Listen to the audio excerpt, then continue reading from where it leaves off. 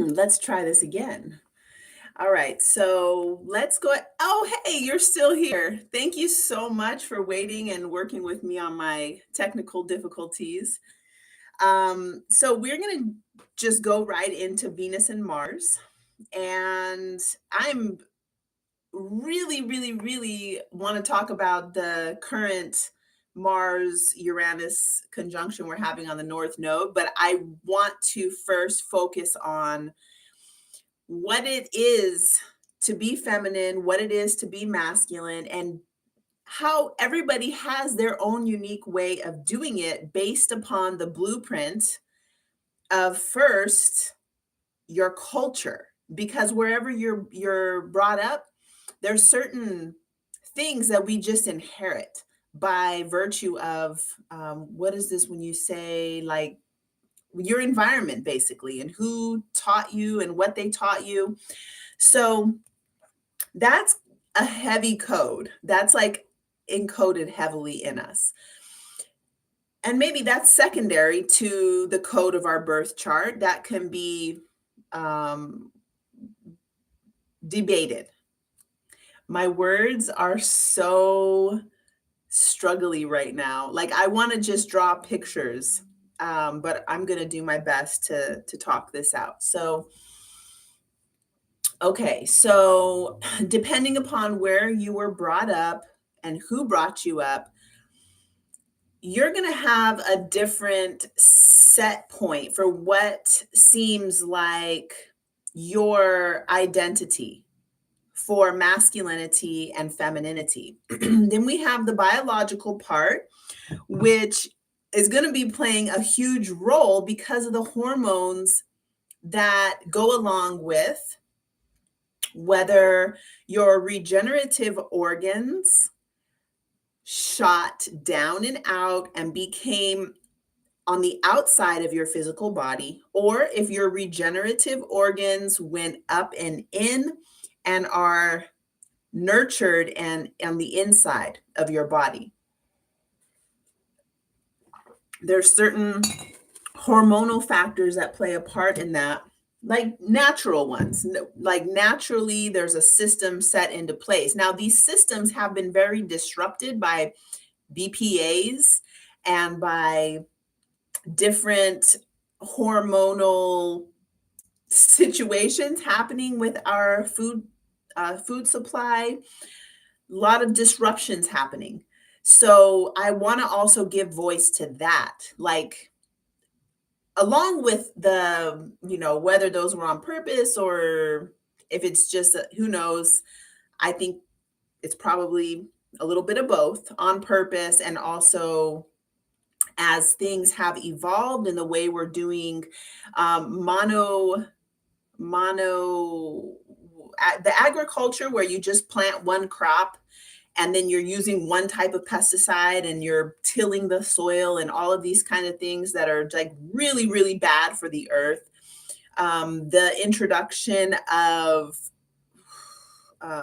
what do you say when you flush your toilet and sewage systems, like in ancient times, or not even that ancient, like right now in India, there's people in a village who don't have this kind of flush the toilet situation, but rather natural composting, which gives our minerals from the waste back into the soil, which keeps the mineral content in the soil more rich and high. And then when they're growing crops, which are never planted in a mono cropping situation, it's more natural and different varieties of plants planted together, then the food is more plentiful and there's the regenerative process is just better. So now what we have, I think it's a little bit of both on purpose. And the process gives us more of a challenge with the earth, which our body is the earth. And so therefore our body is going to have a little bit more of a challenge dealing with the choices that have been made for how we're going to do things. related to our health and well-being on the planet. Yes, Justin, monocrop agriculture. Thank you. I don't know if Jen's here, but Jen is really very well versed in these things also. The word permaculture, I just recently, it brought to my attention that permaculture is a term coined by somebody named Bill Mollusk. I already forgot it. Mollusk.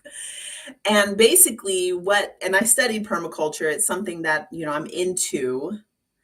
I studied it. I went to a school and read a lot of things and tried a lot of things. I'm very grateful for all of that experience. And also somebody recently brought to my uh, my frontal cortex that permaculture is a word that basically takes from all these different cultures, from ancient cultures. Indigenous people were naturally in relationship with the earth because the technology wasn't there to make life like nice and comfy where you could just push the button to make your poop go away, and that you couldn't just go to the grocery store and get your food, but rather you're like living in nature. You don't have a house that separates you from nature. You're like one with, you are nature. Okay, we are still nature, but we have all these things built so we forget that we can't even see the sky most nights. Well, except for my friend Justin, because he lives in the wild. And maybe Jen, maybe too. I'm pretty sure you can see the sky at night, because I remember in Hawaii, the lights are not there so much at night, and you really do still get to see the sky. So maybe it's just city people who are not able to, um, who are not able to get the information coded from the night sky. We're not able to receive that because we're in this artificial dome of electromagnetic fields that are keeping us separate in a lot of ways. And then the house, which is also in India, when I lived in India, structures that we slept in and lived in and ate in and whatever, they were not built with the intention to keep us separate from nature. It wasn't like that. There was like huge openings where monkeys could come in and out. And, the building wasn't intended to separate us from nature. It's a place where we can be sheltered from rain and whatever else is going to happen in the environment you live in. Okay, so basically, what was I saying with the permaculture? Yeah, so that it takes from a whole bunch of different cultures, like, how do they do this and how do they do that, and grabbing all these things and then putting it into a term permaculture. And my friend up on the mountain last week was like, that is basically a part of colonization, where it's like, we're just going to grab all of your goods and rebrand them and sell them as our own. So I don't like to use that word. I'm not using that word anymore now that I'm become aware of it. And this isn't a talk about colonization, but it does play a part in how we consider ourselves to be feminine, masculine, a woman or a man, she, he, they, their, and all of that kind of stuff. So there is a biological part of this. And some people, I am aware. Oh, hello, everybody. Wow. Oh, so good to see you guys. Hi, Eric. Okay, so biologically, some people actually do come with variations in their regenerative organs. This happens. And for that purpose, biologically, that is something completely, I'm not talking about that. For one, I'm not well educated on it. I don't know how that happens internally with hormones and how that all works. What I'm talking about is, so there is a biological function. We call that either male or female. Then not, I don't want to say separate from that, but then we have what is feminine and what is masculine. So, a biological male is going to have bipolarity and hormonal functions, traits that make him reproduce in a certain way. Now, the way that he presents in the world is going to be determined by his culture, where he's brought up, what has he been informed or misinformed on, what does a male do?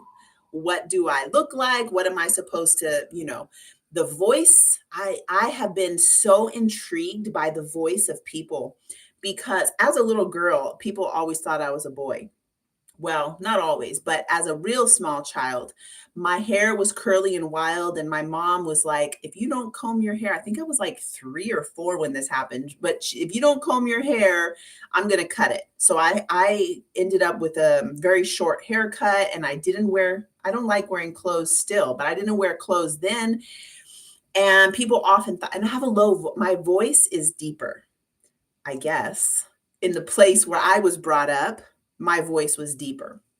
So, what I've been noticing is like the way that we will present is going to be based off where we're brought up. And there's a way that we can I can squeeze myself, and I can fit all of my energy into my throat and make my sound come out different and come from here up and present myself in this way, or I can breathe all of my energy down into my womb and I can speak in a way that like really has a bigger sound, the way Fela said, speak with your whole mouth. I don't know if you guys know about Fela Kuti, but there was a song that I watched on YouTube. It was like a live show, and Fela said, "Speak with your whole mouth." And I've just been noticing how much people will restrain their voice, restraining their energy to speak in this different way, or to like you can really project and change the way you're going to present. So, is that masculine or feminine? Like, why is it feminine? And is it feminine to speak with this like high, coming from more here in a more of a like soft voice? When a man does it, presenting the voice in a different way, would we consider him to be feminine, like singing falsetto, for instance? Like Maxwell, he is so hot and he's very masculine. When he sings falsetto, we don't consider like, oh, that's feminine, or he is feminine. Maybe we would consider it to be that it's a feminine thing. In acting, we were taught to project. Okay, yeah, in acting. So we can learn how to project our voice, Maxwell and Michael Jackson's soft voices. Okay, so Maxwell is very hot. And sorry, Eric, let me stop looking at this so I can focus on what I'm thinking. I got thinking about Maxwell and that woman's work. Um, it's so interesting because there is this dichotomy, and we're often able to go between both of the ends of the polarity. I consider myself to be feminine in relation to somebody who is more masculine than me. So, what does it mean to be feminine? You can't even talk about femininity without having the relationship, because nothing is feminine or masculine by itself.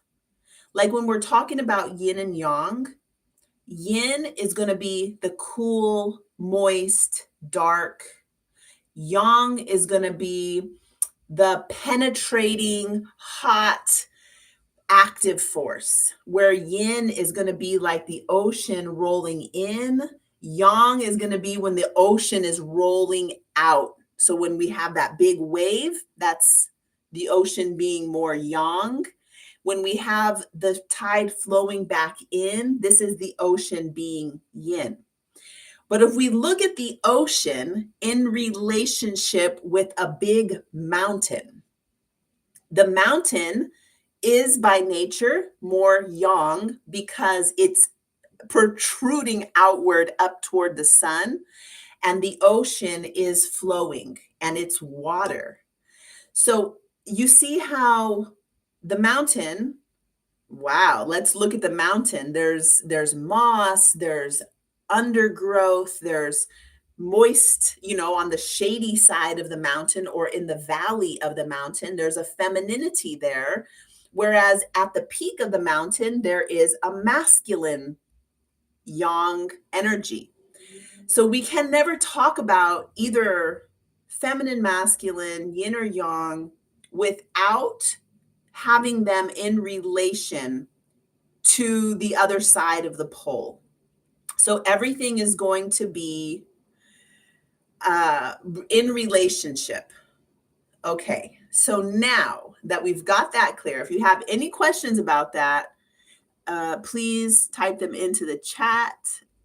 Eric at Tailored to You Astrology, he said, I provide the seed. So I love that, because when you get into seeds and soil, this is where it gets really interesting, because the whole regenerative process between men and women, between a biological man and a biological woman, that regenerative process is like basically, oh my gosh, my mind. Okay. So yes, Eric says, I provide the seed. So you're planting the seed into the fertile matrix. The matrix meaning mother. And when I say matrix, what I'm looking at is the uterus, which is that hollow structure. That's it's a muscular structure. And that, what you're using to plant that seed in, that thing is very delicate and soft for most parts of the day. Whereas the structure that's going to hold the seed while it's up, protected, hidden from the light, so it's a dark, moist, warm space. This thing is strong as all get out. It's like giving birth is one of the most masculine, yang, active, forceful things that this feminine being can do. So if you think about that, Farmer Eric, planting seeds and then having them to develop in that womb, and then being, catapulting with those strong contractions, the child out into the world. So you can look at that whole process and you can label and find where there is a yin and where there is a yang, where is the in and where is the out. So you can understand now that whether you are a biological male or a female, you have both of the features of yin and yang, of masculinity and feminine. So when we say masculine, feminine, it has to be defined in the sense of in relation to what. So in Chinese medicine, the organs are all paired by yin and yang. Everything has a dual nature and they are paired together with something that is opposite. Okay, so now looking at astrology. Now, this is my favorite part because it has really given me a way to experience myself and look at what it is that I'm attracted to And how the thing I'm attracted to is secretly a part of myself that I have not quite been able to fully embody. And whether or not I ever will, I don't know. It's a fun game. My one of my mentors, his name is Seymour Coblin. He's like, okay, so when you find balance between yin and yang, that's basically death. We're constantly going like this. We're up, we're down, we're in, we're out, we're yes, we're no. And this is like the way, like, if you ever find the ocean just not doing movement, that's balance. And there's a big problem. Whenever it becomes only nighttime, which would be a yin function of day and night, and it just stays like that, or let's say the middle point between day becoming night. Oh my gosh, there's a Midnight song where he says, "Did not my morning start in darkness?" I love this because when we think about day starting when the sun comes up, but the morning starts in darkness with the dream of what it is that we're going to create. This dream has to do with the kidney function. The kidney function is between 10 and 2 a.m. And I think that's Chinese medicine and Ayurveda. There's different timings for the different organs. So when this is me, this is the horizon. So if you're wondering what I'm doing in my hands, this is the horizon. Before the sun comes up, it's still dark. We're still dreaming into the vision for what we want to create that day. When the sun comes up, the day had already started. The day starts in darkness. Everything starts in darkness. I'm going to take a break and read this, Farmer Eric. Okay, what do you think when a Venus is placed in a Mars sign like Scorpio? Thank you for bringing me back on track because this is what I want to talk about, the astrology. And as we present ourselves as Venus and Mars. Okay, it's because the school that I studied the most with, Shamanic Astrology Mystery School, which Daniel Jamario, he just changed the name to something else. I love Daniel. I'm going to be studying and being mentored by him forever because he is a wealth of information. And I got to sit with him yesterday in a meeting, and he told me I looked more Taurus than I did when I first met him, which just made my day. So we're always going toward our rising sign. Like, we know that we're elevating and ascending when we become more of our rising sign. So hearing Daniel say that to me was huge because I have 5 planets in Pisces and it's like my rising sign is Taurus.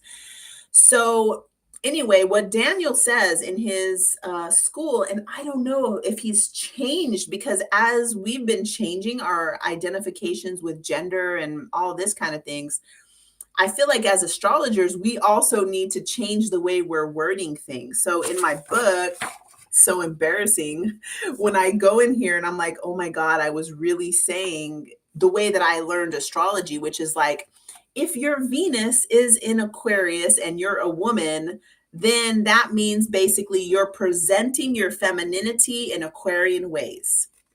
If your Mars is in Pisces, then you're attracted to men that demonstrate these Piscean qualities. And I wrote like that because that is how I learned. And what I'm discovering now is that my Venus is the way that I express my own, this is my power of attraction. Venus is going to be how I draw things into me. My power of allure. I'm drawing you in with my wisdom, with my out of the box thinking, with my strange, unique intrigue. Aquarius. That's how I attract people in. It's my superpower of attraction. And then Venus is also going to tell what it is you spend money on. And I promise you, look at my bank statement. I spend money on taking classes. I buy books. I'm constantly spending money on learning things. That's what I value.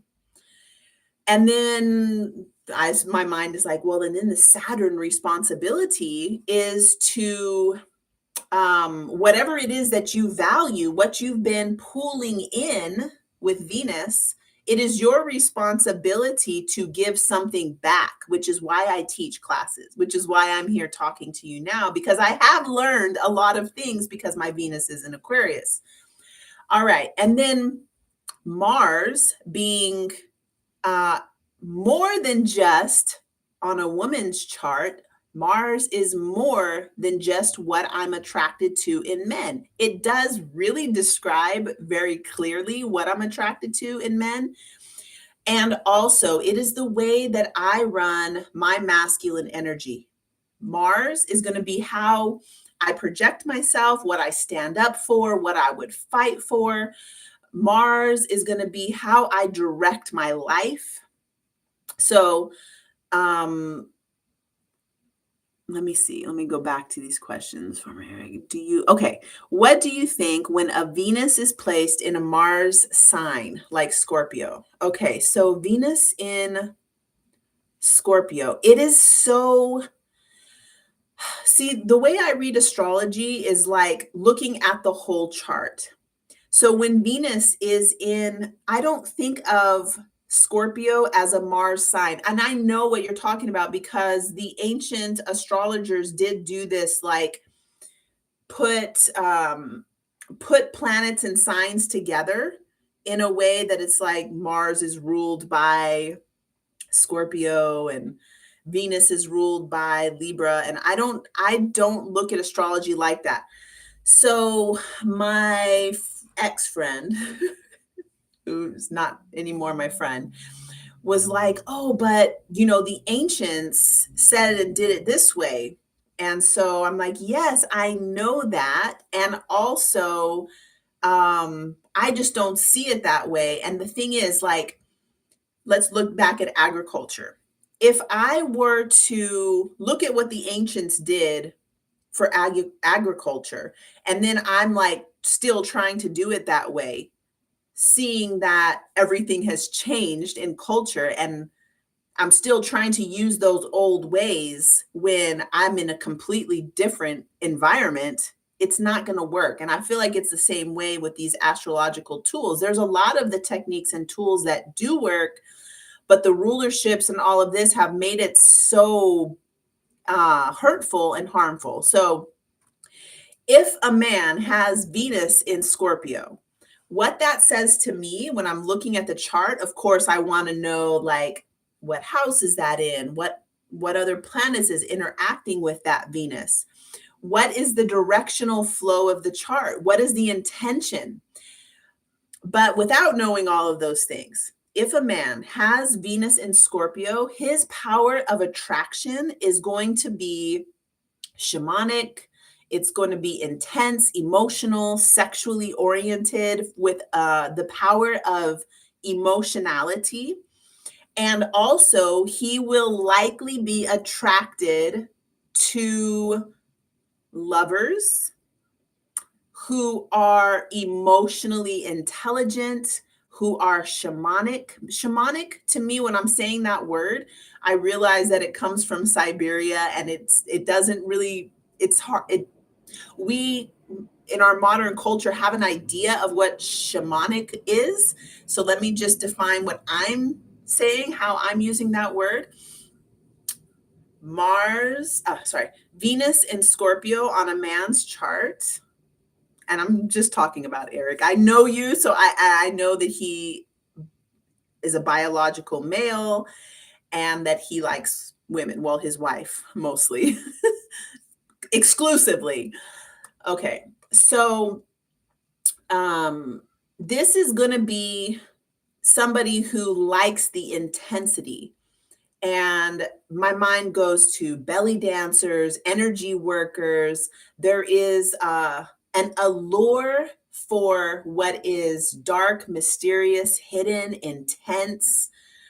What you might seem like it can grab you if you let it. So it's like walking that fine line of intensity.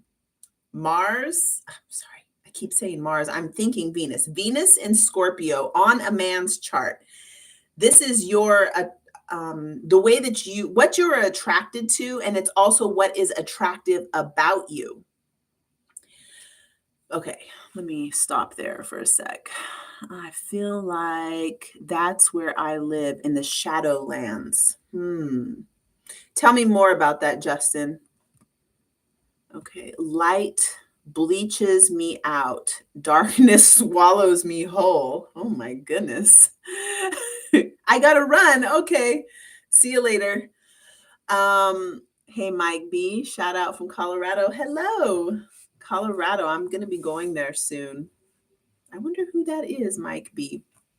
Okay, so let me know, Eric, what I was describing to you about Venus on your chart, Venus being in Scorpio and having that intensity, and that is your power of attraction. And then whatever sign Mars is in is going to be the way that you go out and get the thing that your Venus is attracted to. So, and this is like across the board for everybody. Venus is, I call this the Venus gemstone. It's the code of information.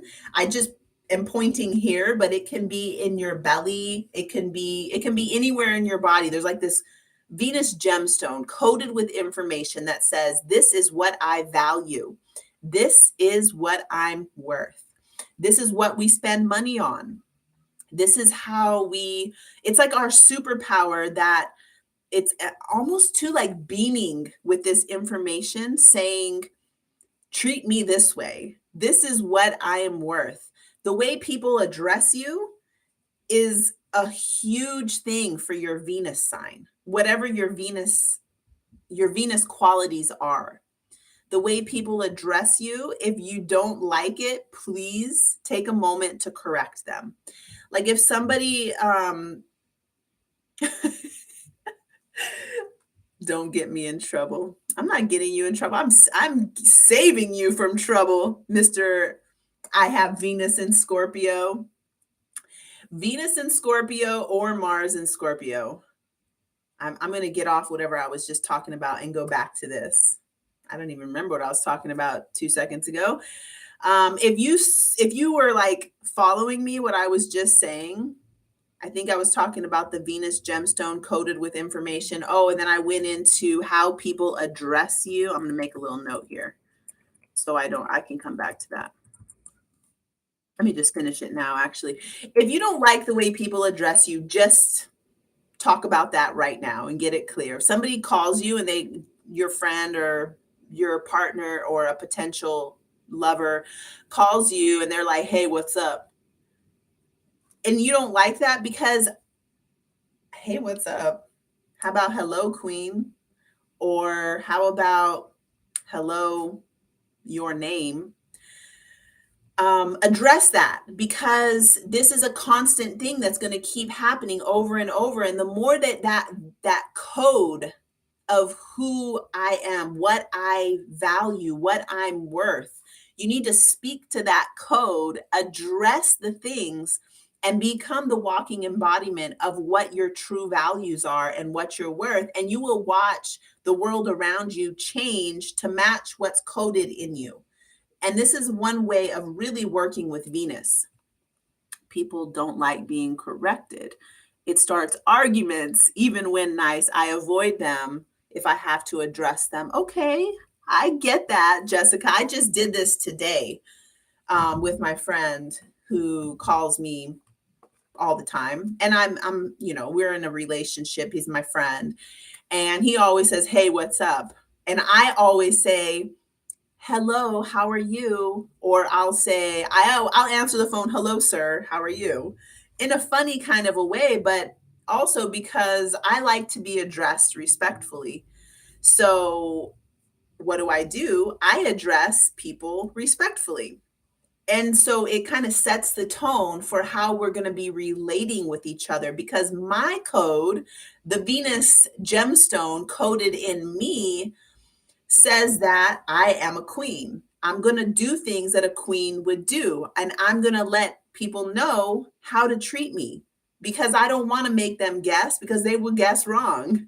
And then I'm going to have this inner like, oh, well, what? Like, no, let's just be upfront and talk about it. So therefore, we're all on the same page. Okay, I'm vocally but if I have to avoid the goofy arguments for sure. Yeah, there's some things there's just no point in even talking about, but the things that are important, you know what I mean? Like this is the point where it's like choose your battles. And if it's somebody who doesn't, if it's the person that you're on a trip somewhere and you see somebody one time and it doesn't matter. But your lover, your family members who you talk to regularly, people like that, like it's intimate, it builds intimacy to say, hey, when you do X, Y, and Z, I feel this way, would you be willing to change it? And it's a beautiful thing. Okay, do you think that Venus, Mercury, or Saturn creating boundaries? Thank you for asking that, Eric.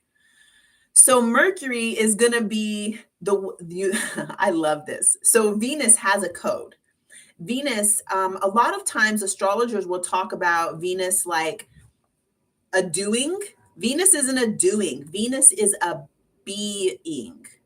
It's a code that is like going to be radiating information outward.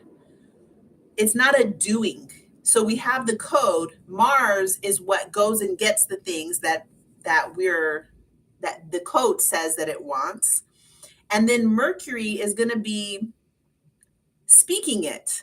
Mercury is going to be the way that we say it, the pathway for the information to be expressed.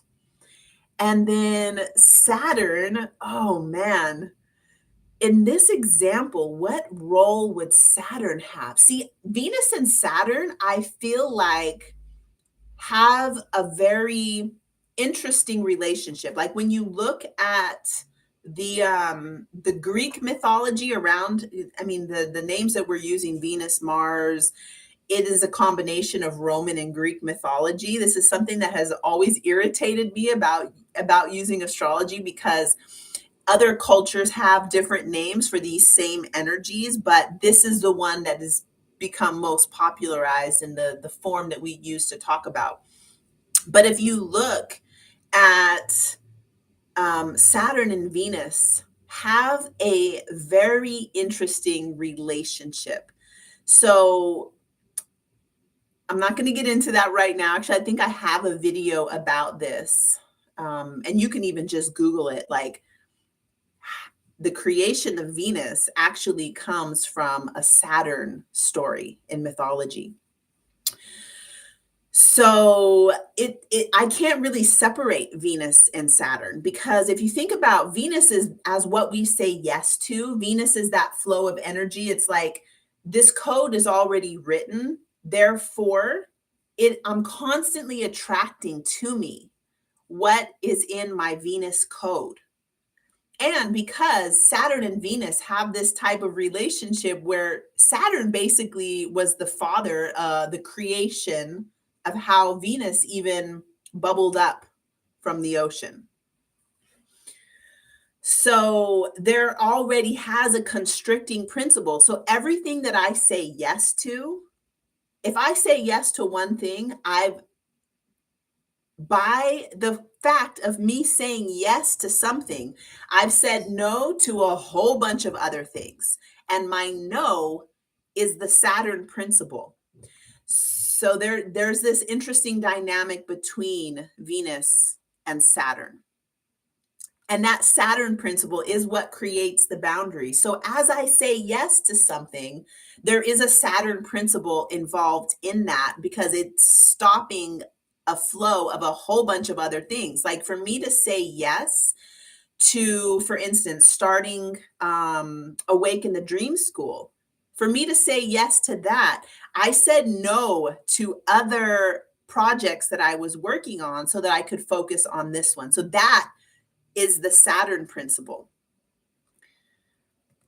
Okay, let's see. Knowledge is like Because knowledge is like my podcast. Hey, tell me what you're talking about right here, Eric. Because knowledge is my podcast. Okay, makes sense. Okay, in terms of you setting the boundaries to your friend or lover, are you using Mercury, Venus, or Saturn? Okay, I think I just described that. I hope I answered that question. That is such a good question. So all of these archetypes definitely show up. And so let me do it like this. The moon is going to be the sum total of my moods. And I think about this as like the wave of self that has been the same about, you, me, whoever. It's like this kind of tone, the way that I remember myself from childhood and through all phases of my life. That's the moon. It's the sum, as Stephen Forrest says, the sum total of your moods. It's what feels natural, it's the comfort. So that's going to be the moon.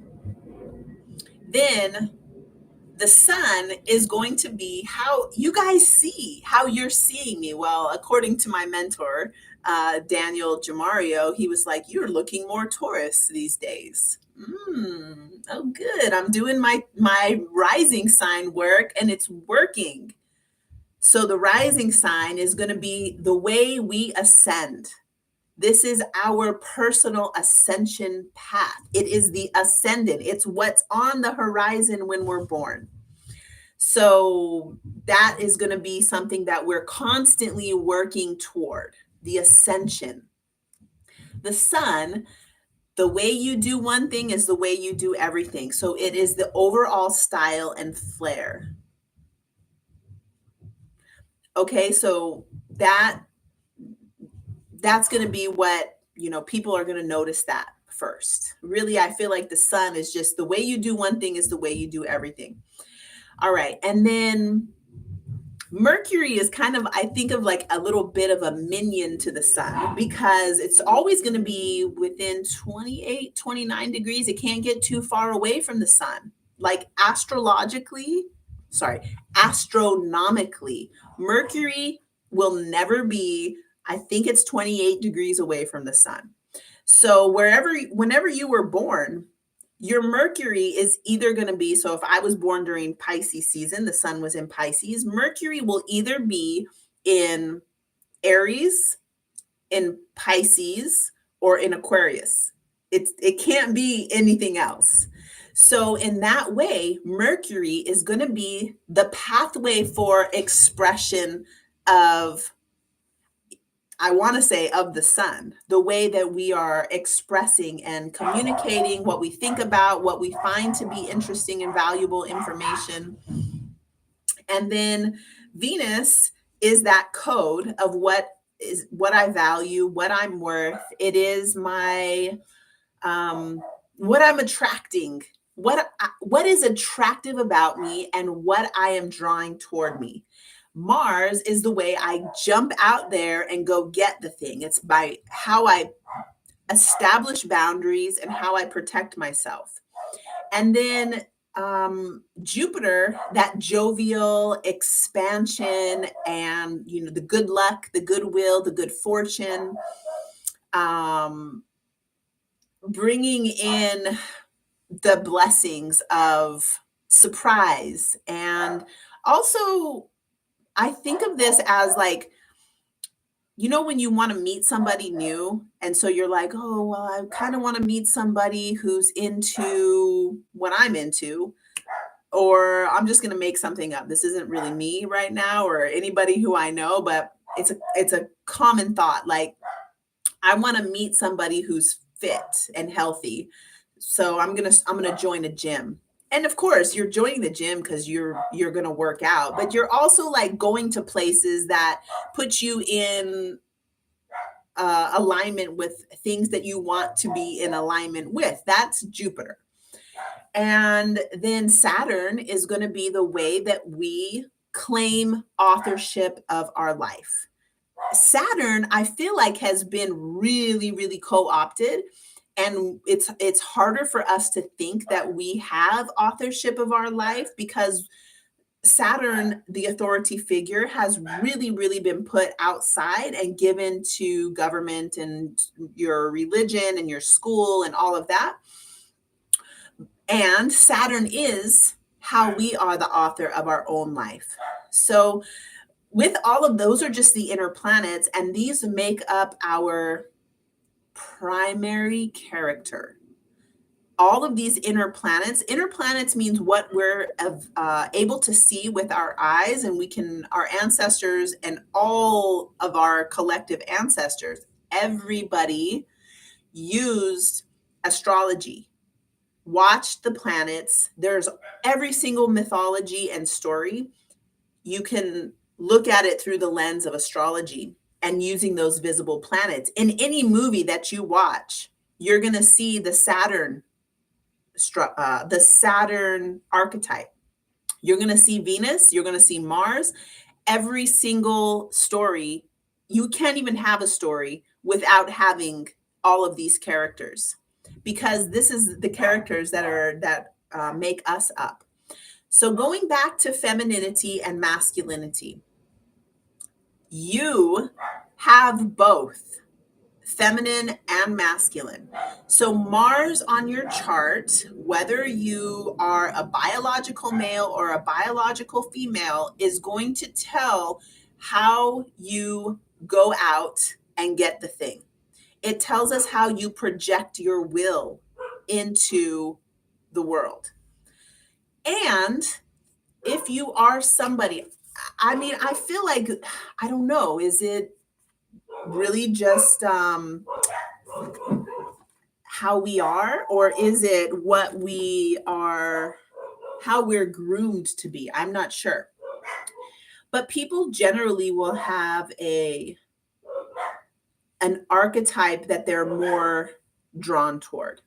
So when I say like somebody who is a feminine, more in that polarity of femininity, they're more likely to be the ones who are laid back and more likely to be using that power of attraction to pull things in toward them. And then they'll use their Mars a little bit to like assert themselves or to like go get the thing themselves. And then there's some people who are not so in their Venus ability to pull things in and attract, and they're more likely to be in their assertive nature and going out there doing things, more pushing. They have more of a Mars energy. You're going to be much more impactful in the world if you are using both of them. If you're constantly pushing and you're being what we call masculine by just push, go out there and do things, but you're not being informed by your inner Venus, which is the way that you attract your personal laws of attraction. See how that laws of attraction contains both Saturn and Venus? These things cannot be pulled apart. The chart is a circle, and all the parts on the circle need each other to work. None of these can be isolated or worked by themselves. And there are people who are more pulled to one side of the polarity when it comes to going out there, doing a bunch of things, saying a bunch of stuff, and being more like direct. And then there are people who are more in the ways of attracting and pulling things in. And I think that this is probably dictated a lot by our culture. Like I had it in me for a very long time that I would never, ever, ever, ever be the one to ask somebody out. I was taught that as a young lady. I was taught to don't ask him for his number. Let him ask you. I'm supposed to just like give you the okay by giving you the eyes or letting you know that it's okay to approach me.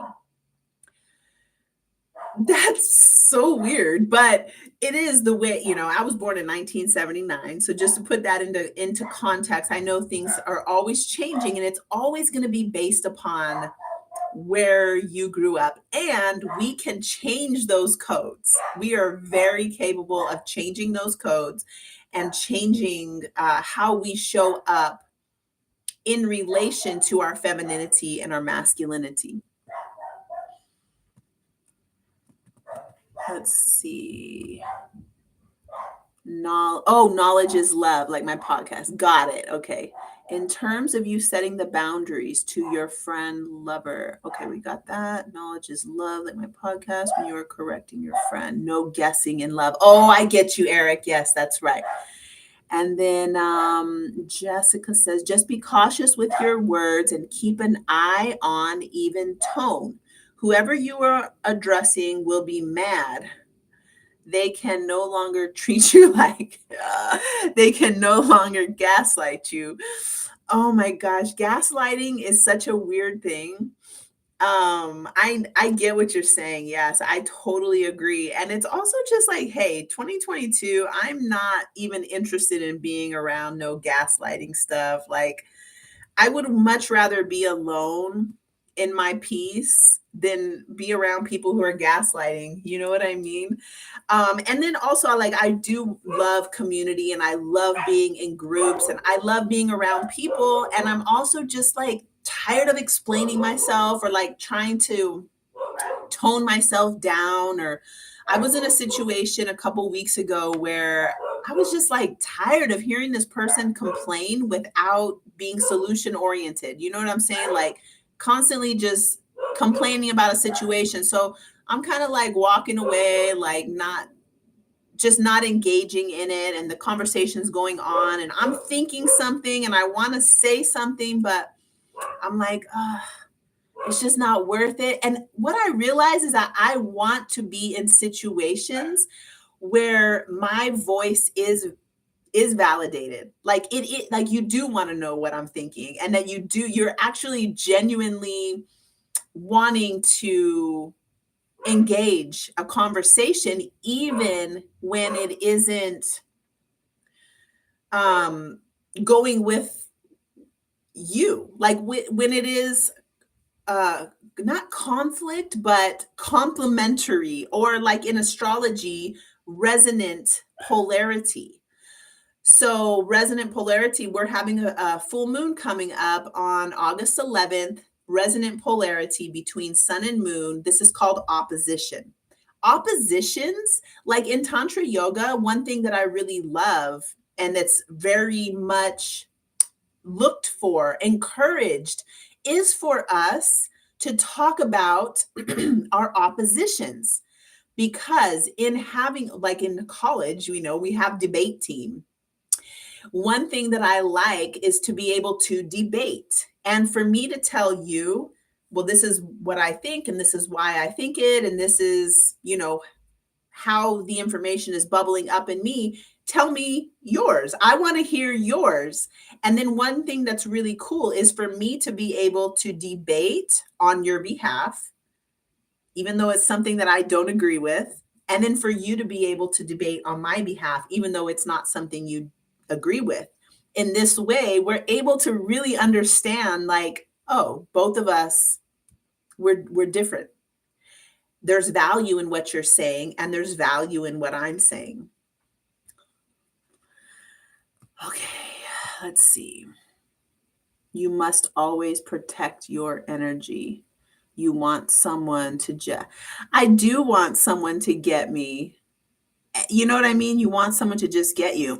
There's this comfort in being able to just not have to be explaining yourself all the time. And also, like, I realize that people don't get a lot of the stuff, but you can also, like, for me, I'm still going to just say it and be myself and don't hold it in. I actually get throat problems. I'm having one right now. I actually get throat problems when I have something to say and I don't say it. And it's a literal backing up of things. Like I have to speak I have to say things. I also have Mercury in Jupiter. So the Jupiter transits right now are going over my natal Mercury. And wherever you have Mercury on your chart, that's going to explain how you communicate, what it is, what's important to you, what you find interesting, how you communicate it, and like what is the purpose of communication. It's different for everybody. And that's another thing with astrology. Like I can recognize that what's important to me isn't going to be important to everybody else. And that's okay. Not only is it okay, it's wonderful because I already know what I think and what I care about. I want to know what you think and what you care about. And I don't want to convince you. I don't have any idea like that it's going to be good to convince you of what I think. It's not. I want to know what you think. And we don't have to convince each other. I just want to find my tribe. If we don't vibe, cool. Let me silently moonwalk out of the ones I don't vibe with. Jessica, who are you? You are so cool. I don't think I've ever met you before. I love this, what you just said here. If we don't vibe, that's cool. You know what is funny though? I like being around people who I don't vibe with just because of being able to like really, okay, there's some alien stuff right there. Okay, my Venus is in Aquarius, and I really like people who are very different than me until they try to get me to be like them. Then I'm like, what the hell are you doing? When we met, you knew I was weird and I'm not like you. And we're building our relationship off of this foundation of like, we are completely different. Then when you try to get me to be like you or agree with the stuff you're agreeing with or get mad at the things you get mad at, what the hell? Most of my friendships actually get built off of this. Like we're very different. And that's what drew me to the relationship. That was what attracted me. Okay, I'm a whatever you want. I don't have any title for myself. I'm just going to say I'm a spiritualist or a naturalist. I often find myself in relationship with scientists or scientific people or with people in academia. We're very different. Don't try to convince me of your like that's just so weird. But I like the relationship because I can learn something that is completely left field from what I'm doing. Ooh, I love you, Jessica. Okay, Jessica says adults know how to debate. Children gaslight and manipulate until you agree with them. This is really everything for me right now. Because if me and you can debate, we're both going to learn something. Gaslighting and manipulation is to dominate and control. And this is exactly what colonization is about. You know what I mean? Like, come into a place and impose your will onto a whole structure of what was already happening before you got there. Whereas a debate would be, oh, let me see what you're doing. This is what I'm bringing. How can we do this together? There's no domination and control. It's more organic and that's where I want to be. That's a place where I want to live in. Okay, I think some people are more of their moon. Yeah, definitely. So what my daughter said, I taught my daughter astrology. She's 19 now. Something that she said, which has stuck with me forever, because as a young budding astrologer, which I'm saying she's a budding astrologer. She's actually an artist of creations. She creates beautiful things. I guess we all are artists in some way. Anyway, she is many things. Something that she said was, Mom, I feel like I am my moon. My moon sign is really how I feel. And I'm like, yes, that's actually what the moon is. The moon sign is really how you feel deep inside. Then by the time we reach 28 years old. Between 28 and 30, we have our first Saturn return. At this point, we get, I don't want to say it, yeah, I'm going to say it, kicked out of doing our moon. We get kicked out of the comfort of being primarily our moon. And at the Saturn return time, we realize, because we get a force Saturn something, I don't know what I'll call that, but the Saturn return timing between 28 and 30 causes us to have to step into our rising sign. It causes us to get pushed out of the comforts of the moon and get more into the rising sign. And it's like, how are you doing your femininity? How are you attracting things into your life? How are you assigning Mars jobs to go out there and get what you are attracted to?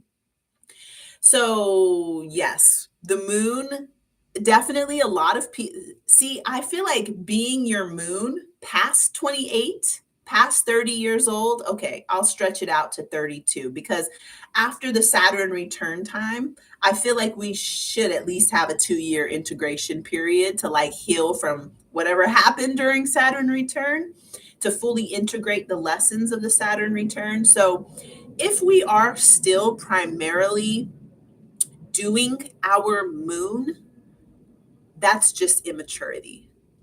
That is just you refusing to step into your power. And sorry for anybody who is past 32 who's still primarily doing their moon. You're going to have to eventually step more into these other archetypes that you have. Pisces moon, that's why I'm so cool. Okay, yeah, see, Pisces moon, I feel like Pisces as a moon sign gives you empathy. Being able to, basically, it's like, be a cup. How does this go? No, the water. The water can be poured into a bowl and take the shape of that bowl. And what my friend says, oh, shape shifting, because that water is able to flow into whatever crack and crevice and fill it with this weird kind of love. And I say weird in the sense of like knowing exactly what I need. This kind of love that knows exactly what I need, and that you can become that in a, it's a medicine in a way to fill these spaces and like shape things. So yeah, Pisces moon. Also, let me say this. We never leave our moon. So even at that Saturn return time between 28 and 30, we're asked to step into these other roles of our rising sign, be more conscious of what we're attracting with our Venusian Venus gemstone, and to be more what's the word? Where we are, it's an A word, accountable. Accountable to our masculinity and how we are asserting ourselves. We have to be more accountable with that. And we never leave the moon. We can't get away from the moon. Okay, so I have a Cancer moon. I'm always going to have a Cancer moon. If we're sitting silently together and I hear you make a sound that sounds troubled, I'm going to be like, do you have a stomach ache? Can I go? Let me get you some ginger. It's my nature. The moon is our nature. It is going to always be that stream of consciousness that will never stop running through you. So it's not like trying to get away from the moon by any means, but to know that every Saturn return that we have is us being asked to step more into our power of being all the planets. I feel like once we get past, there's another second Saturn return. I have a friend who's a client who I love getting to read his chart because he's a very big person. in the sense of the vastness of what he's creating in the world. Lots of buildings, lots of, half of downtown San Diego is like things he's designed. He's an architect. Um, and at this Saturn return, which is, let's see, 28, I think that, yeah, that's the second Saturn return. Being asked to step more into the authority and then also like getting ready to retire. Now, those planets that are beyond Saturn's boundary, we have Uranus, Neptune, Pluto. These are outer planets, not visible to the naked eye. These are transpersonal. So when we start to get into the meanings of those planets and how we relate with them, this is more having to do with our social responsibility with Uranus, our universal love and compassion with Neptune, our personal power as it relates with religion, procreation, money, that's Pluto. So we get more into what are all these things? Oh, we get more into those things as we reach the next Saturn returns. Those things become more of importance to us. Okay, let's see. Pisces moon. Okay, oh my God, I hate that. Like you knew I was an alien when you met me. So why are you trying to mold me? Exactly. Yes. You knew I was weird. Like, this is why we like each other. So don't try to make me be normal now because it makes you feel uncomfortable by these weird things that I'm saying and doing. Like, love me for the weirdness. I love you for your weirdness. Okay. Oh, hey, Jen. Okay. Moon and sun in Cancer. So I love you. I love that. So this is like ultra nurturing energy with moon and sun in Cancer. I shift into all my signs. I can tell. Yes, Jessica, me too. I shift into all of the different planetary forces. So I notice when I get into a Mars, I can feel myself. I feel like just doing these videos because we're not in a circle. Like if we were on Zoom and we were able to, I could see everybody's faces and you guys could unmute yourselves and talk to me. I prefer that. I am more comfortable when I'm in listening. When I am in this, like I can lay back, listen to what's happening, and then project when I'm called on, like talking stick, like a talking circle. It's easier on Zoom because then everybody's going to take turns talking. I can feel myself shifting into different archetypes. Like, okay, I'm starting. I think of this like whenever we're starting a circle, if I'm holding a circle, there's a Saturn structure. My Saturn archetype comes out where I'm like, okay, here's what we're doing. I'm setting the intention. Here's the rules. This is how we use the talking stick. There's Saturn. So I can feel myself shifting in and out of different archetypes. And the power of that is that I know exactly when to be, what I need to be in order to meet a certain intention that I have. If I want to lure somebody in, whether it's a business thing that I'm doing or, with a partner, I know how to use my power of Venus to attract something to me. I know how to use Mars to go and pounce, to go get the thing, to make something happen with my assertiveness.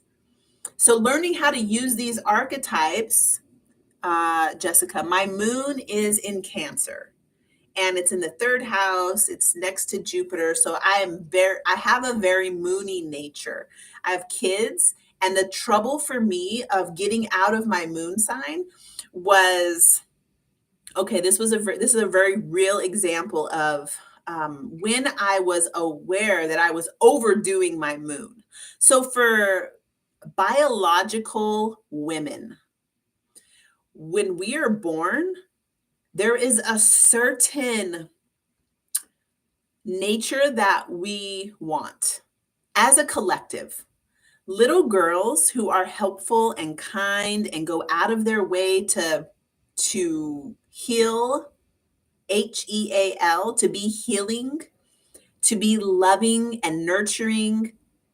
Oh, are you hungry? Let me go make you a grilled cheese sandwich because I know how to cook. As a little girl, stuck my finger in my grandma Bertha in her loops of her clothing and just stayed with her. I learned cooking and gardening and everything from her. And these things are very, what do we say? We applaud them from little girls. Whether they have, some little girls are born with Sagittarius moons. They don't care nothing about healing you or nurturing you or making you a sandwich. They ain't trying to do none of that. They're like watching the Discovery Channel and got on their big boots to go hiking a mountain to explore the uncharted territories. What happens to those little girls? We weren't like, oh yay. We're like, what the hell is she doing? You're acting like a boy. Oh, she's a tomboy because she's doing those things. Well, actually, no, she just has a Sagittarius moon.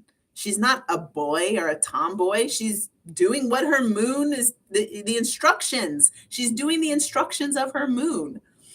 So for me, with a Cancer moon, I was very much loved and applauded for how nurturing and caring and compassionate I was to everybody. It wasn't just my kids. If I'm out in public and somebody drops their pen, I like scramble to be the one to give it to them because there's this service code in me, like, let me serve you, let me help you, let me heal you. My massage clients, I can't even stand to see them suffering with anything. So I'm like, oh, let me go to India so I can learn yoga so I can help them with their body. And then, oh, let me learn nutrition because all these things I see stemming from nutritional deficiency. So I learn nutrition. So I'm just giving this information to people because it pains me to see people in pain. When I realized, okay, here's the real example. I was in Hawaii, on the island of Kauai, studying Hawaiian huna, which is their healing arts. I was studying this, and we every day for every meal gathered in circle and said a prayer before we had the food. So we're standing there. I'm starving by this point, and there's going to be a line for how we do food. So I have the juice container and I'm pouring my juice. Well, I see like three people behind me, and I start to just pour all of theirs too. And then I'm like, what are you doing? You're not their mama. Like, they can do it. So I put the juice thing down. I'm like, wow, this is deep. It's deeply ingrained in me to do my moon. And by me choosing to say yes to doing my moon in every moment, I am actively saying no to me doing my rising sign, because my rising sign is for me to receive the pleasures and abundance of the earthly delights. I want to be, with Taurus rising, to be allowing someone else to pour my drink so I can be in the receptive mode. So this is like a real life example of like me being like, okay, I'm going to stop doing moon things completely, cold turkey, stop doing them so I can give a space for me to be in receivership. Okay. Yes, Sagittarius does definitely, because it's fire. Yeah. So let's see. Let me go back up here. What's your moon? Jen, I love you. I am the storm. I don't know who you are. Hello.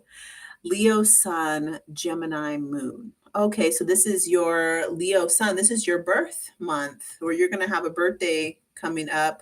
I can't even talk to you right now about Gemini. I have a person in my life right now who is a Gemini moon. And when we're hanging out, I'll be like, oh, Gemini shit. Gemini stuff is like so random. And Gemini as a moon sign is like constantly refreshing itself by constantly doing, saying, being something different. It is known as coyote medicine, trickster medicine. It's the musicians who travel from festival to festival. It's fun, you know. So if your moon is in Gemini, there is this constant changeability. Okay, Sag. Yes, Sag is a masculine sign. Sag also is very good at burning itself out. So if you have Venus or Mars in Sagittarius, let's talk about Venus in Sagittarius. Venus, Sagittarius or Aquarius for a Venus sign, Venus, as we've been talking about, is the way we pull things in. It's what we're attracted to, what's attractive about us. When you put something like Sagittarius there, there is more of an attraction to adventure, an attraction to the intellectual things, which can be considered masculine. So this is really where we need to hone in on thinking about femininity and masculinity in relation to something else. So we'll get much further if we continually, every time we're like, oh, this is masculine, like this, Sagittarius is masculine. In relation to what? Ask yourself that. In relation to what? Because even when I'm thinking about it, well, actually, Venus in Sagittarius is it's still attracting, because Venus by nature is a receptive. It's how we draw things in. It's what we value. It is a code. It is being something. And doing something is a Mars feature. That's how we go out. So if Venus were in Sagittarius, it would be attracted to the adventure, attracted to traveling to learn something. It's just the attraction. It's just the code. That person that has Venus in Sagittarius, the Mars is going to be how it goes out and gets the thing that it's attracted to. But it just happens to be attracted to things that are more adventurous by nature. I helped this elderly lady today that couldn't get up some steps. I asked her before I took her arm. After helping her, I was like, I hope I didn't just get COVID. See, asking permission is something definitely that I never thought of with Cancer Moon. So if somebody drops their pen and I'm like, would you like me to pick that up for you? That would have been a big evolution for me with a Cancer Moon. Asking for consent, it gives you a moment to like even think about, do I want to do it? Do I want to pick up this person's pen? Because before you're on autopilot if you're just doing things without asking consent. So I really love what you just said there. And that's a great reminder, Jessica, to like ask. Because even before you ask it out loud, you ask yourself. And then before, you're like, do I even want to do it? I needed to receive this information about my moon. Oh, right, because you have a Cancer moon too, Jen. Yeah. Eye of the Storm. My name is Alicia. Hello. Yes. Gemini is a total flux. What does flux mean? Very fluid and changing. Absolutely. And I love it. I love Gemini, but I'm also like, it's Gemini goes against my Saturn structure. I always think my brother has Gemini rising. And I always think about this like in our current society, we really value certain things creativity, spontaneity, childlike wonder, and playfulness. These are all Gemini features. As a collective, do you feel like we value those things? Like if you okay, again, I was born in 1979 and I remember when they took art out of school. They were like, "Oh, not important." They're basically saying Gemini features aren't important. We don't value them. Musicians, I happen to know a lot of musicians living in San Diego, and hopefully I'm over the thing I used to have, which is being attracted to musicians. Hopefully I'm over that because it didn't pan out well for me.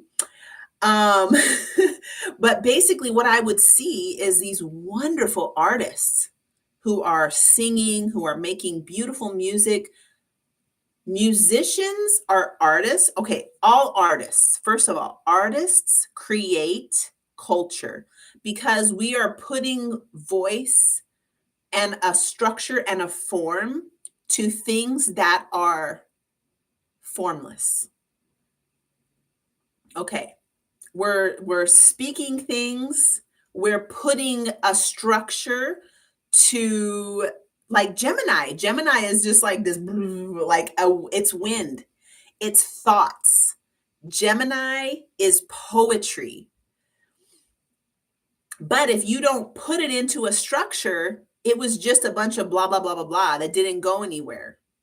So okay, the musicians and people who I know, basically they are the artists of our culture. They are creating the culture because they're giving voice to something. They're putting it into some form, an art form. Well, they're getting hired for gigs and getting paid close to nothing. I was with somebody for far too long who practiced all week, practiced his whole life essentially for creating music, gets the gig.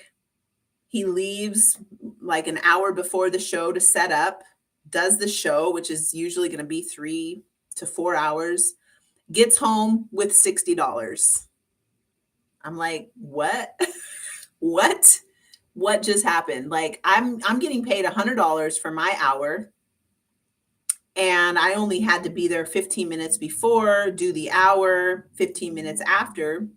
And that was at that time. I'm getting paid more than that now, but back in that time, I'm getting paid $100 for my hour and he's getting 60 for like at you can easily 5 hours for a gig and come home with $60. So, how much do we really value those Gemini features? Like it's troublesome for me. Gemini is the original inspiration. When I think of Gemini, I think of Jimi Hendrix. Although I haven't read his chart, I have no idea any of his placements, but he looks like wind. He looks like very Gemini to me. And the artistry and the musical genius is Gemini. Not just musical genius, but I also find it a lot to do with music. And because lyrics, written music it's like lyrics that we have to put, the musical notes to. Oh, okay. Gemini. Okay, so Jimi Hendrix is a Sag. I'm assuming you mean his sun was in Sagittarius. When you think about that, Sagittarius is opposite to Gemini. So they're on the same polarity. Everything is in polarity. This is basically what we started off with feminine masculine. It's a polarity. I love aliens too. Ugh. Did you just say I am normal, Eric? Bite your tongue. I am super weird and normal. Okay. I don't know my Gemini. When I am in a challenging time, I do self therapy. I ask myself, what is wrong? What do I need? That's very beautiful. Maybe his moon. Exactly. That's what I'm thinking too. Maybe Jimi Hendrix has his moon, or you know what? I'm totally going to look this up when we get off here because I'm now very curious. Maybe his moon or his rising is in Gemini. So, whenever we're looking at people and thinking about the archetypes, somebody created a tarot, it was like an oracle deck using modern people. And I really like that because we're like right now, I'm like, oh, I'm saying, I'm using Jimi Hendrix as a Gemini archetype. Prince also. I think Prince, I know Prince was born during Gemini season because he shares a birthday with my uh my children's father, who I was married to for 5 years. I love Prince. I love Gemini as an archetype with that creativity and being able to sit with them during Jeopardy and just having my mind blown by how much random information Gemini is capable of retaining. Okay, Capricorn moon. Oh, Capricorn is amazing. Capricorn moon is fantastic. I love Capricorn moon. Actually, I love all these archetypes. Capricorn moon is like the grandmother. Capricorn moon is it is the circle of grandmothers. If you think about tribal times, the warriors didn't do anything without first getting counsel from the circle of grandmothers. That is that's the original archetypal setup for Capricorn, is to be the elder who we need counsel from by coming to, oh, sorry to do this, but when European people came fleeing whatever kind of tyranny they had in their own place and came on to different lands to colonize them, they got rid of the elders. Somebody who I recently met, who is named Paul Honix, gave a talk about when these, the Europeans come onto the land and the natives were like, where are your elders? Where are the medicine makers and the wisdom keepers? Like, you don't have elders? It gives me chills. How can we do anything without the elders? Because this is where we are taking the instructions from. They are holding the traditions of wisdom. If you don't have that, what are you doing? You're like a bunch of teenagers running around trying to create something sustainable without your elders. So that's what Capricorn, as an archetype, Capricorn is that circle of grandmothers. As an archetype, Capricorn is what sets the foundation and keeps tradition, holds the wisdom so that we can build. So Capricorn is co-related to Saturn. And your inner Saturn principle, wherever Saturn is on your chart, is where you are, that planetary force of the elder. It's the authoritarian. It's how you author your own life. Eye of the Storm. Oh, this is Alicia. Can you tell me about Mars and Taurus? Absolutely. Thank you for asking that, because Mars is currently in Taurus.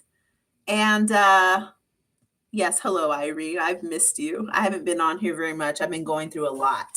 So let's talk about Mars and Taurus.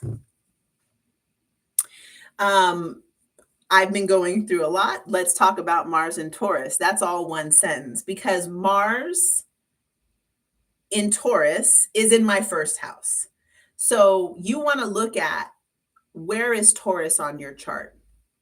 Mars today is with Uranus, the planetary force of radical change, liberation, freedom, the great awakener, which is a liberating.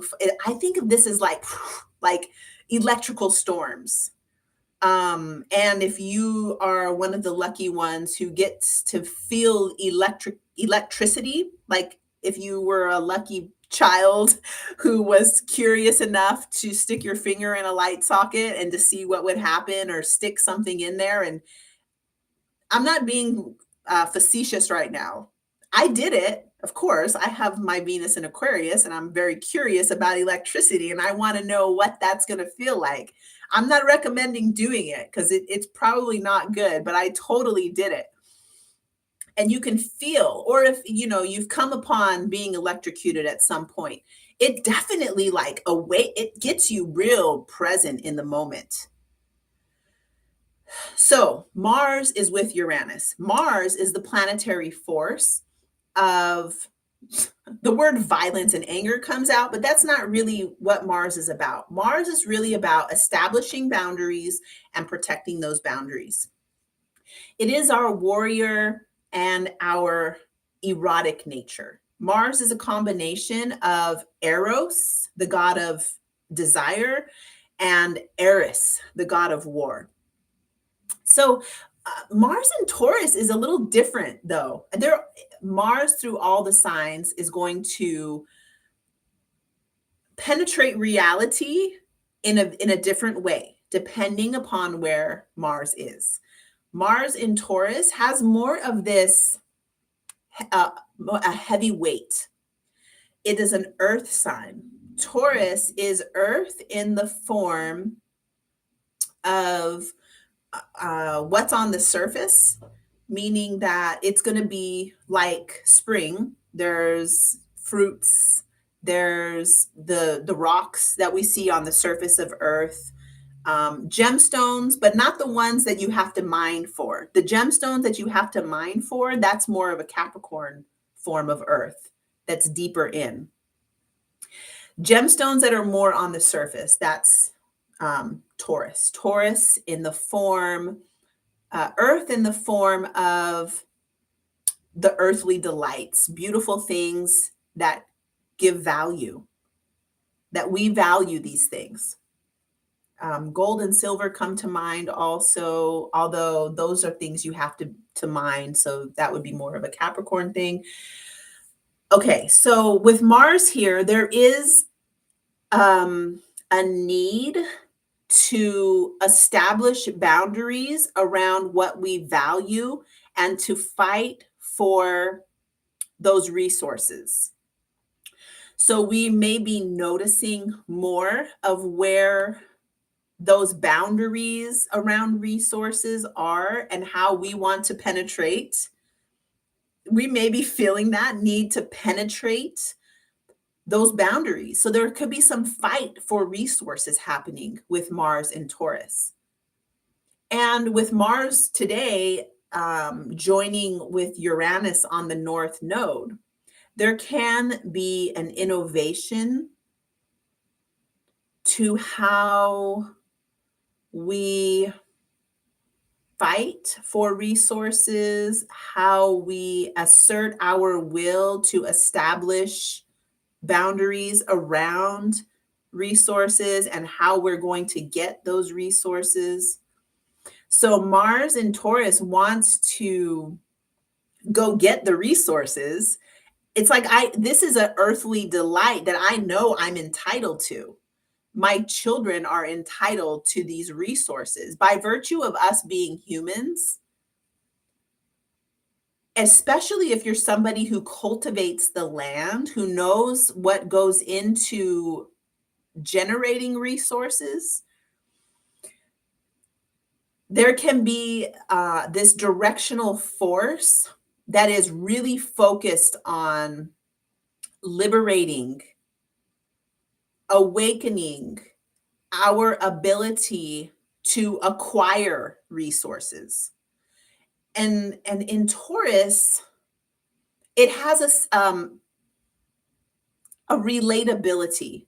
So, and not the same way that Libra does, not the same way that Libra does. And it is somehow like getting us to connect with our relationships. Who are we related to? In what ways can we, like, I thought about this today. Somebody who I mentioned earlier, who is an architect, he's very wealthy in the finance world, and he's been asking me to help him with his food. He is the way they're growing food. I hope I can speak freely. I'm not going to say too much, but yes, naturally, I am very good at growing food. Everything I touch grows. It's wonderful, and I do want to help him. But there's a part of me that's like, I don't know, do I? Because this is a gift that I have. And then today I was like, well, he's got all these properties. If I am able to go there, of course the food's going to grow. I'm going to use my techniques and all these skills that I have. And there's a lot of techniques. Let me just tell you one thing right now. If you're trying to grow food, and we're thinking about crops with Mars in Taurus, this does have a lot to do with resources and how we're going to be able to acquire them and how we're going to be able to cultivate them, innovating upon the ways we've done it in the past.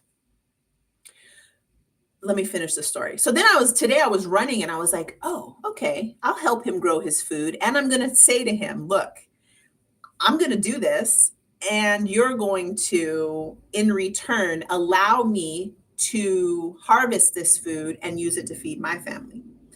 It's going to be overabundance because in the little tiny space that I have, there's per square inch much more growing than should be growing.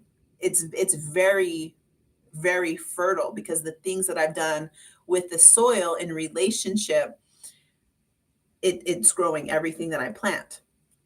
So this is an example of Mars in Taurus with Uranus on the North Node. It's an instruction for us to innovate upon the way that we have cultivated our resources.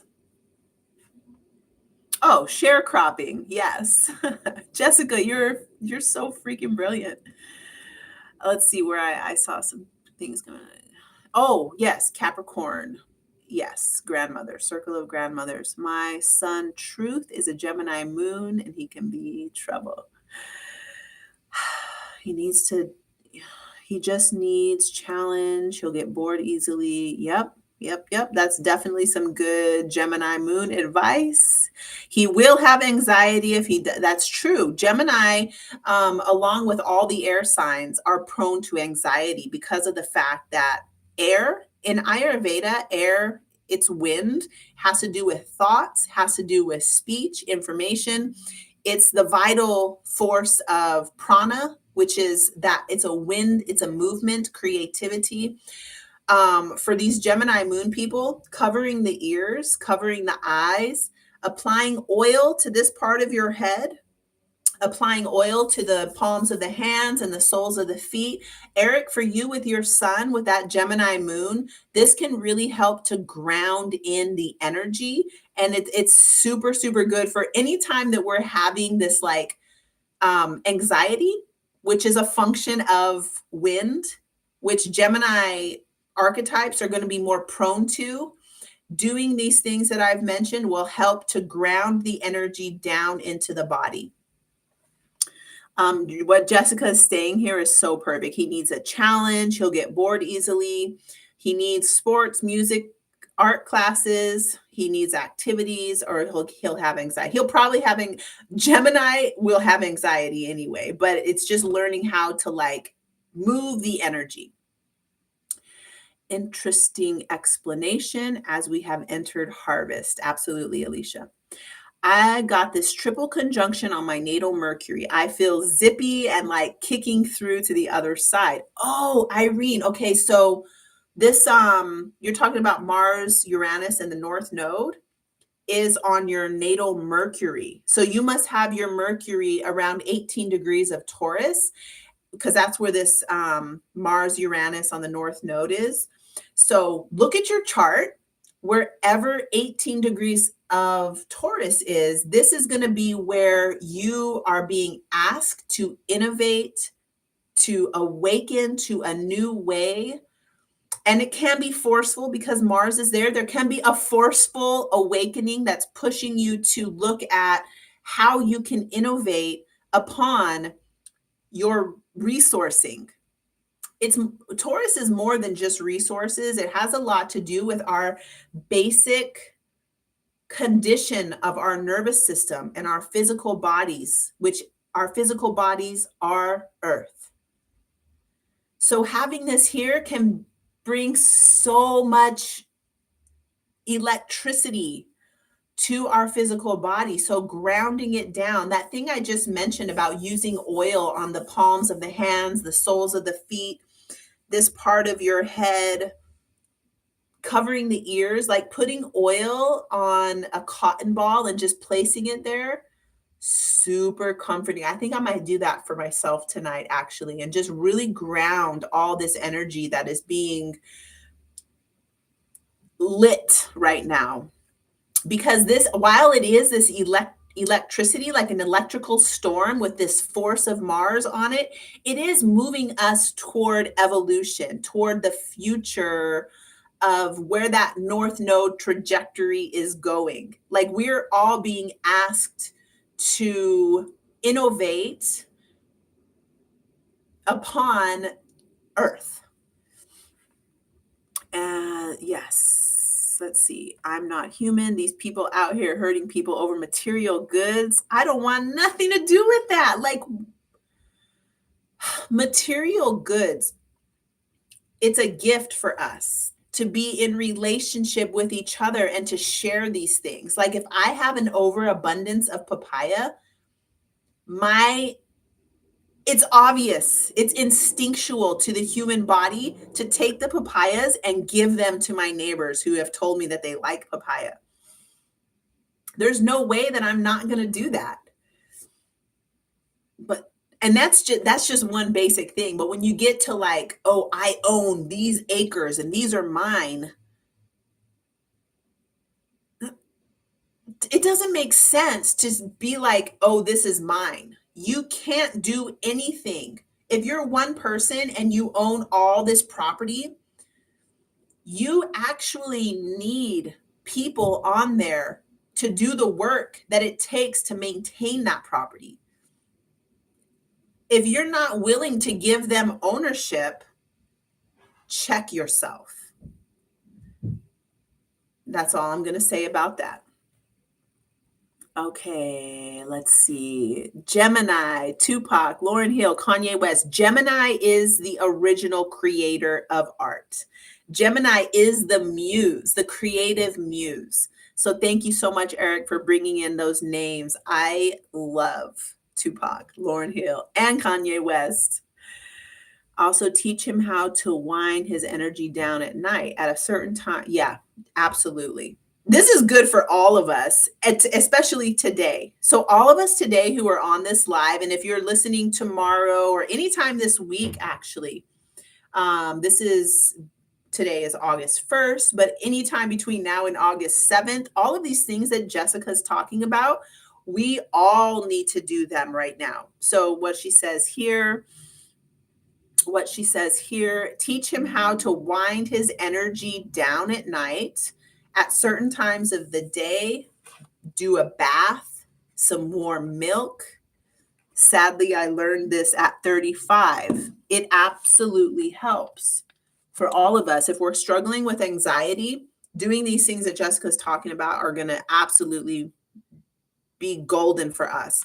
Something that I used to do was like try to have what they call high vibes, high vibration. So I was using all these crystals that were like high vibrational crystals like phenocite, moldavite, most of the vites. They're high frequency crystals.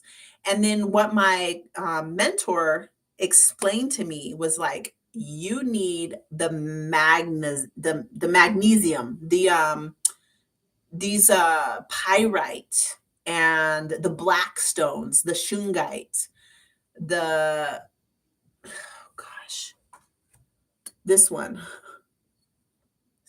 obsidian. You need these that are going to ground the energy down. So, as high as we go with that Gemini creativity, we need to bring it down so that we're able to ground it. Taurus is that feature of being able to ground it down into the earth. So, we all need to do that today. Like, if you have crystals, go for the black ones, go for the crystals that are bringing they're heavy, they have weight to them.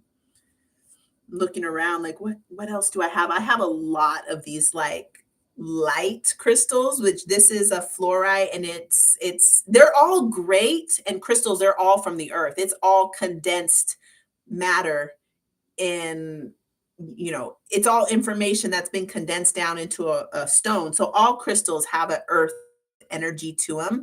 It's just some of them have a higher frequency, which connects us more with like meditative spaces. And then there's other ones that have more of a grounding function. So for what we're going through this week, definitely working with crystals that have more of like that heavy, dense energy is going to be really good for us. Yes, yes, Eric, Prince and Andre 3000. Those are both some Gemini. Yes, the cotton in the ears. Thank you.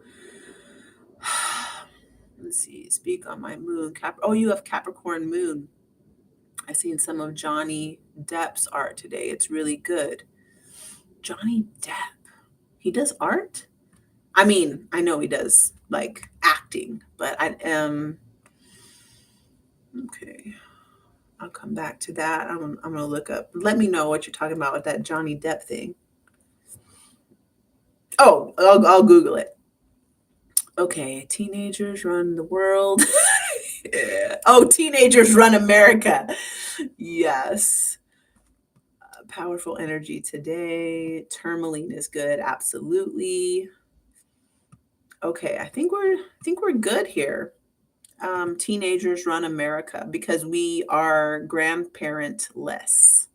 Our grandparents didn't get to have the wisdom of their elders, who didn't get that, like going back and back and back. Like when I was doing my ancestry, I could only go back to 1865 on my dad's side. My dad is of African and Mayan descent.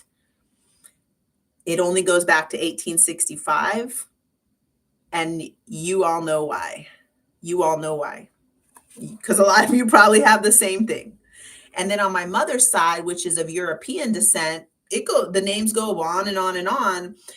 But for whatever reason, they had to escape tyranny that was being created in those cultures. I'm not even going to get into it. But when we don't have our ancestors, when we don't have our grandparents to teach us oral transmissions of the traditions and the way things are held together, we are basically running around like a bunch of teenagers who don't know. And then, moving from different place to place, like, how are you going to know how to use plants on a different continent? You probably didn't even listen to, anyway, I'm not even going to get started on that. Okay, so thank you all so much for joining me. Please subscribe to my channel, because what I realize is in these lives, I have all these people. Let's just do this more often. Subscribe to my channel, my Instagram page is super active. I post astrology every day. On my Telegram group, I move it over to, you just follow me on my Telegram group, and then you'll find me at Instagram at Venus Gemstone. I'll type that in here. From there, you can find me. Everything I do, you can find on Instagram. Venus Gemstone. All right. Make sure you also follow my buddy, Tailored to You Astrology on Instagram. Thank you for this service. So much gratitude. I have been subscribed, but this is my first live. Oh, thank you so much for coming. I had the storm. I was super flaky this week and I kept on putting up like it was there for like Friday, Saturday, Sunday, and then finally today I did it because I have really been going through a lot. I really want to open up and talk about my personal things that I've been going through, but I don't feel like it's the right time. And I would like to have that. You know what we should do? Get on Zoom and have a circle where we all can have 5 or 10 minutes to talk about what we are personally going through because I feel like it makes us all feel less alone. So when I tell my mentor, like, I don't know what I'm doing, and he's like, don't worry, none of us do. And then I'm like, oh, okay, that makes me feel better. All right, so let's keep in touch, and I look forward to seeing you all again soon. Sending love and healing right back. Thank you so much, and I'm signing out now. So bye, everybody.